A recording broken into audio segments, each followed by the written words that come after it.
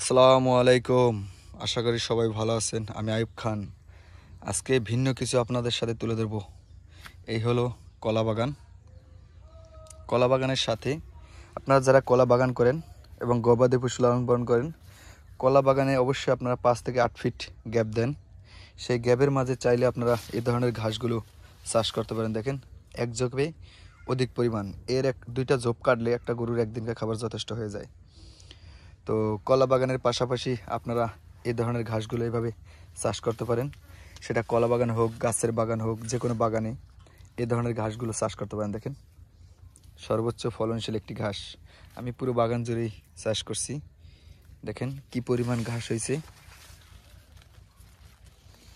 আপনারা এই ভিডিওটা করার উদ্দেশ্য, আপনারা অনেকেই ফোন দেন যে ভাই আমার গাছের নিচে ছায়াযুক্ত জায়গায় কী ধরনের ঘাস হয়, কী ঘাস চাষ করব, এটা তুলে ধরার জন্যই আজকের এই ভিডিওটা। দেখেন,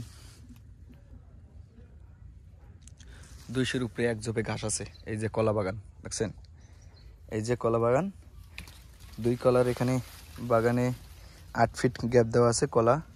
কলা চাষ করলে তো অবশ্যই কলা বাগানে 7 ফিট, 8 ফিট, 6 ফিট গ্যাপ দেয়। তো এই গ্যাপের মাঝখানে এই যে আমার চাষকৃত ইন্দোনেশিয়ান স্মার্ট নেপিয়া, সেক্ষেত্রে আপনার অন্য ঘাসটা ভালো হবে না, কারণ ঝাড়া ঘাসটা হইলে 2 মাসের মাঝে ঝাড়া ঘাসটা 6 ফিট উচ্চতা হয়ে যায়, যেটা কলা গাছ আপনার অতটা বা অন্য গাছ অতটা হয় না। তো আপনারা চাইলে একই সাথে কলা গাছ বা যে কোনো গাছ চাষ করলে, গাছ বাগানে পাশাপাশি আপনারা যারা 2-4টা গরু পালেন, আপনারা এই ধরনের ঘাসগুলো চাষ করতে পারেন। ইন্দোনেশিয়ান স্মার্ট নেপিয়া, এই ঘাসটা এক ঝোপে ঘাস হয় 200 থেকে 250 পিস, কিন্তু উচ্চতা হয় 5 থেকে 6 ফিট, যার কারণে আপনার অন্য কোনো ফসল করলে সেটার ক্ষতি হওয়ার কোনো সম্ভাবনা থাকে না। দেখেন কলা বাগান, এই যে পুষি বের হয়েছে কলার, অথচ আমার ঘাসটা খুব সুন্দর ফলন হয়েছে। দেখেন, এক ঝোপে অধিক পরিমাণ ঘাস, এর 2 জোপা ঘাস একটা গরুর জন্য একদিনকা বেস্ট হয়ে যায়, এর বেশি এর দরকার হয় না। দেখেন, আপনাদের বোঝার স্বার্থে ভিডিওটা করা। আপনারা চাইলে এই ধরনের ঘাসের কাটিংগুলো আমার কাছ থেকে সংগ্রহ করতে পারবেন। সারা বাংলাদেশেই কুরিয়ার সার্ভিসের মাধ্যমে ডেলিভারি দিয়ে থাকি, সেটা সুন্দরবন হোক, যে কোনোটাই হোক। দেখেন অধিক পরিমাণ ঘাস।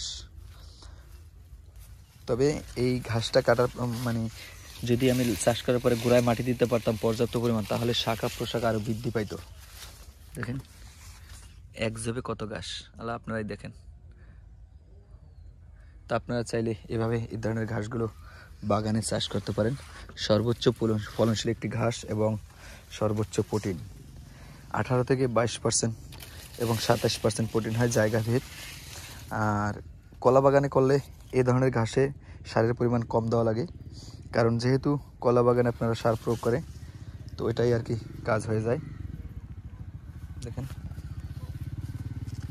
এই যে আমার কলা বাগানে ইন্দোনেশিয়ান স্মার্ট নেপিয়া চাষ করা, খুব ভালো ফলন হয়েছে। দেখেন এক ঝোপে কত ঘাস, ঘাসটা নরম সফট, মেশিন দিয়ে কাটা দেওয়ার প্রয়োজন হবে না। ছাগল গরু উভয়ের জন্য বেস্ট কোয়ালিটি একটা ঘাস।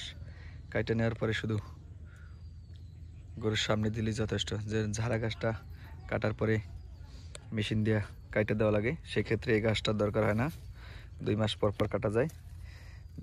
2 মাস পর পর কাটলে হয়তো 5 ফিট 6 ফিট পাবেন, ওজনে 35 থেকে 45 কেজি পাবেন। আর 40 থেকে 50 দিন কাটলে সেই ক্ষেত্রে আপনার 25 থেকে 30 কেজি পাবেন। তো আপনারা এভাবে চাষ করতে পারেন, তাহলে আর কি লাভবান হবেন একসাথে কয়েকটা ফল।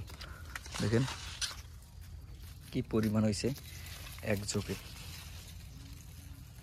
এই হলো ইন্দোনেশিয়ান স্মার্ট নেপিয়া। তো সবাই ভালো থাকবেন, আজকের মতো এখানেই বিদায় নিচ্ছি। আল্লাহ হাফেজ।